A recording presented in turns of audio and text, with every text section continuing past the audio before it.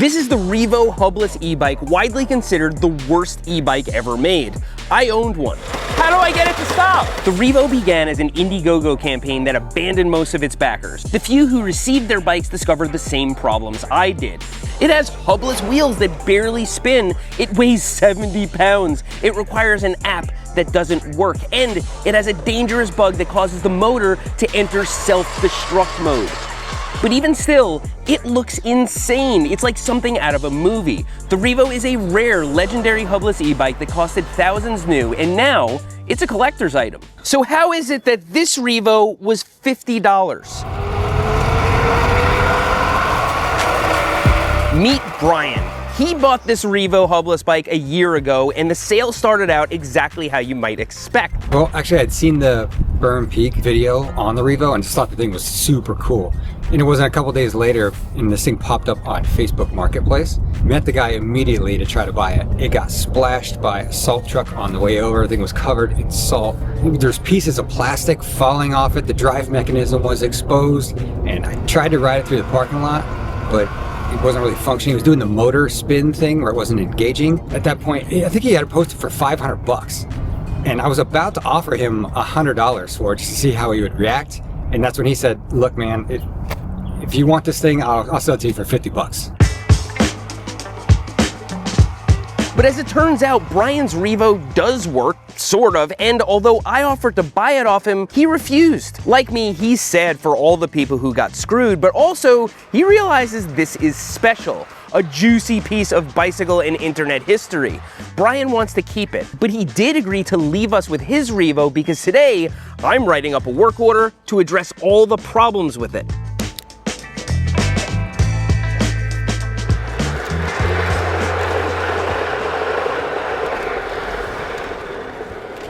You hear that? That's all human power, absolutely no motor. The rolling resistance and the noise of the wheels was always shockingly bad, but this is actually worse than I remember it. This Revo's got a few more miles on it than mine did. We're gonna have to put that on the work order. Service the hubs in the hubless wheels. I don't even know how we're gonna do that. This is so much cooler than with the body on it.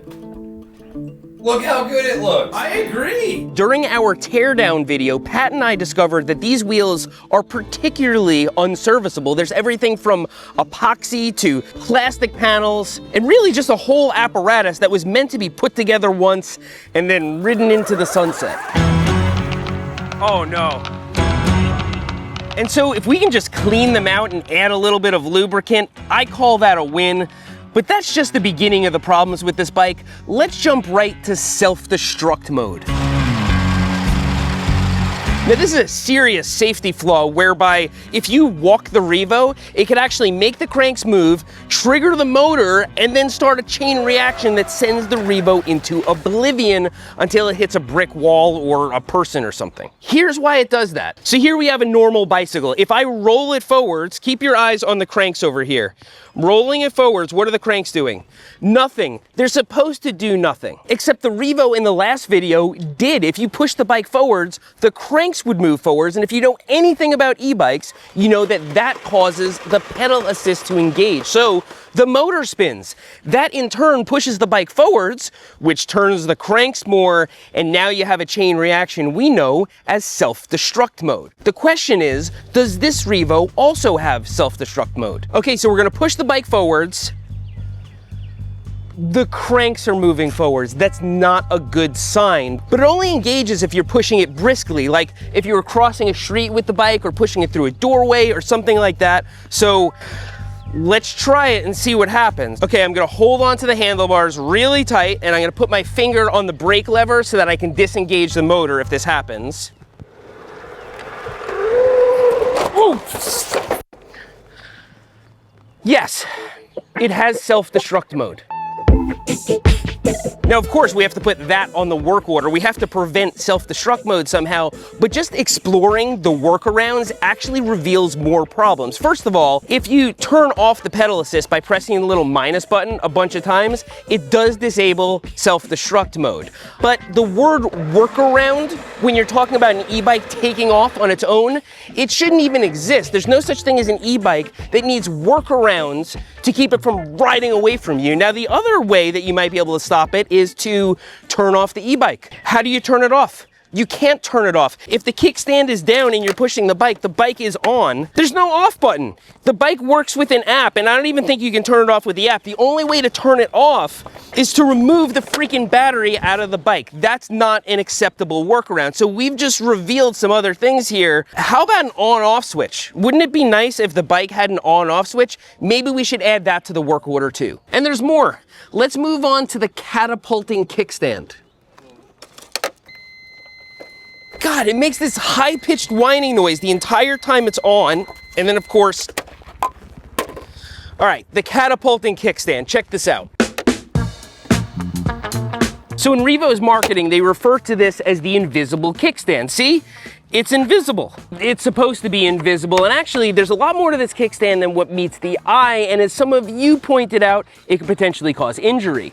Check it out. A normal kickstand moves rearward, and actually if you pedal the bike, the crank will automatically stow it, but the Revo has a smart kickstand. See, if we put the kickstand down, it actually locks the rear wheel so that the bike can't move, and then in the app, it actually flips a little switch inside of here so that you can't put the kickstand up.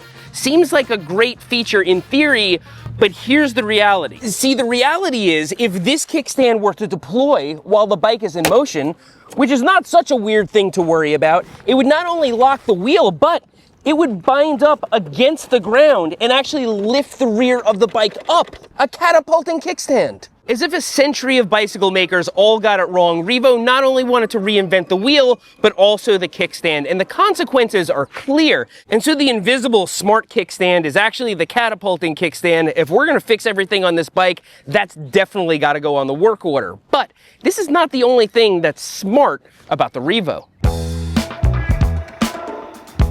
So the Revo, being a smart, futuristic e-bike that literally tries to reinvent the wheel, of course, it relies on an app. It doesn't even have a screen up front to see your speed or assist level or battery level. It's all in the app.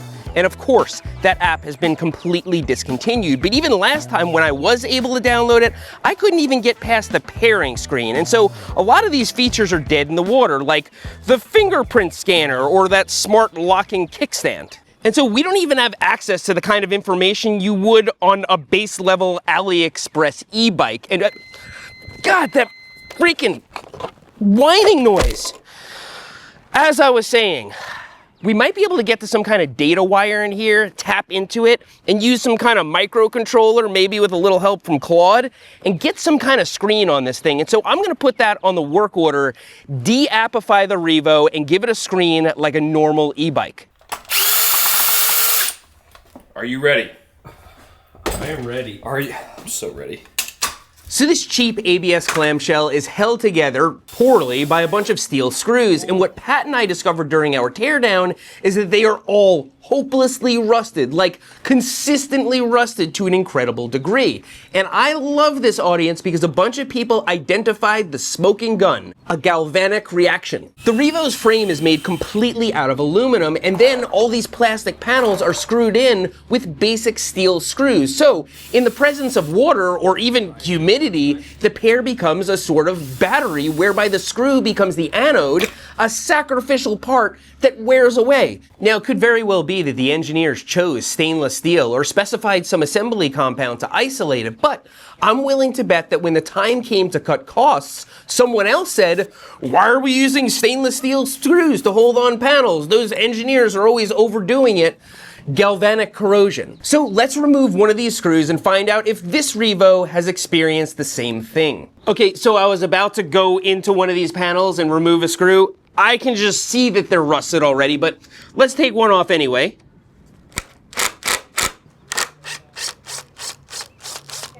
Yeah, this one's actually not that bad. It looks like they might have even put a little bit of Loctite on it here, but yeah, definitely rusting. And I don't know how many M4s or whatever these are we're gonna have to replace if we wanna fix this, but I bet you it's a lot. And we're definitely gonna put it on the work order. Now, it is worth noting that many of these screws aren't actually holding anything on at all. As Pat and I took that bike apart, we realized that the panels would just come off and the screw would still be in there. And so the underlying plastic broke away. And so let's take a closer look at this clamshell, because actually there's a lot more to this than what meets the eye. Yes, the cheap plastic clamshell. If you look at the comments from people who got their Revos, that's the biggest complaint. They're like, the entire thing is covered in all this cheap crap and I paid thousands of dollars for it. Why use a material like this? I mean, it's as if the bike is molting. It's shedding its skin, but there's no fresh skin underneath like you would find on a snake. Here you can see this back piece is starting to come off. It's cracked. Brian had used black Gorilla Tape to hold some of the other panels together, and in all fairness, it seems to be doing a better job than what the bike actually came with. Now this could be another situation like the screws, where the engineers might have specified like some other polymer that's stable in sunlight and doesn't degrade like this has. But when the hatchet came down, they decided to just make it all out of ABS. And this stuff is absolutely terrible. Every Revo I've ever seen has cracks everywhere. This one is falling apart. I don't even know what we do about that, honestly, but I would imagine it's gonna involve a lot of epoxy and maybe some 3D printing. So we'll put that on the work order, address the crappy clamshell. Maybe we could replace some of this. Maybe we could find a way to fasten it together better. I really don't know what we're gonna do until we start digging into it, but actually, this clamshell has a salacious Easter egg right here on the rear. I want to show it to you. Right here at the rear of the bike, they put this color match tape on every Revo to hide the name of the parent company. Underneath this, it says Benno, not to be confused with Benno with two N's. This company proudly displayed their name on Revo marketing, but quickly pulled back before the bikes were delivered.